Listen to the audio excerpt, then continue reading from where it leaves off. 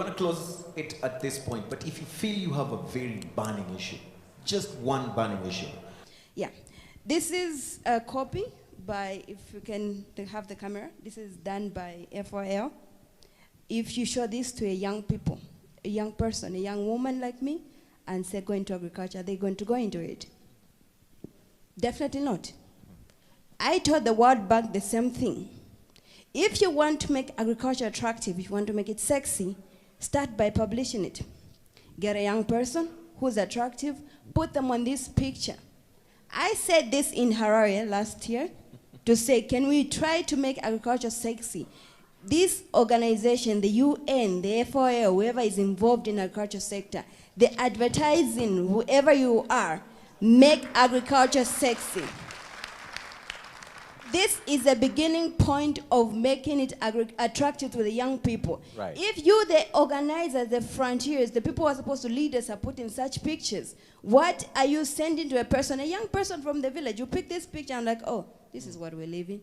But if they see a young person here, very attractive like me, and you put me here, even the young men in the village, they'll be like, wow, I want to be like her. I mean, where am I going to find this woman?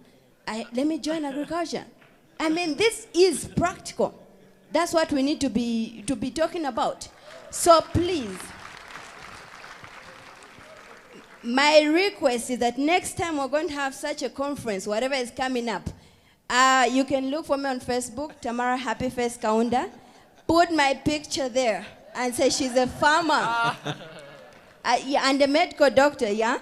Well, most people, they like to see me, oh, don't look at like she's farming, she's a doctor. No, I want to be called a farmer. Right. Because the problem we have in Africa is hunger.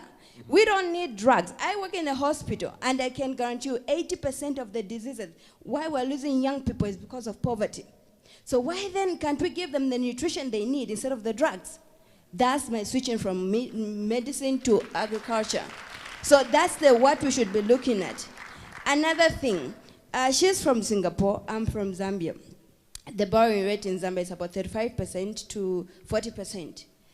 You can say, yes, I don't have, I don't want to go to the bank or whatever. No, I've tried going there. But why should I to make such a suicidal decision to go and borrow at a 40% rate? It's impossible. I want to go to the government to borrow. They say, no, you need to work for the government for 2 years. But I need the project running. I've got people following me. They need to come to the farm and see what I'm doing. So funding, we're not looking for charity. Like, I was quite offended by the doctor lady who said, no, farming is not a charity. Yes, we're not looking for charity. But if you can give me $10,000 at a rate of maybe 5%, 2%, like the Chinese come, they come with a lower percentage, and they come and invest here and they beat us, I cannot compete with her even if she came to Zambia, because she borrowed maybe from Singapore at a lower rate. But look at me in Zambia, 40%, that's suicide. Right. So we can talk and talk and talk, but let's create an enabling environment for the African youth. Because we can't have so much vast land, yet we are languishing in poverty.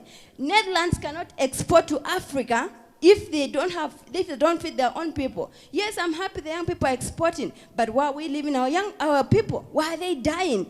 African graves are the richest because we've lost so many young people to poverty and hunger. So we need to really critically look at agriculture as the oxygen for economical in Africa. It should not be a backbone. I can break my backbone today and I can live on. But if I don't have oxygen, I can't live on. So agriculture should be the oxygen of the economy in Africa. Thank you. What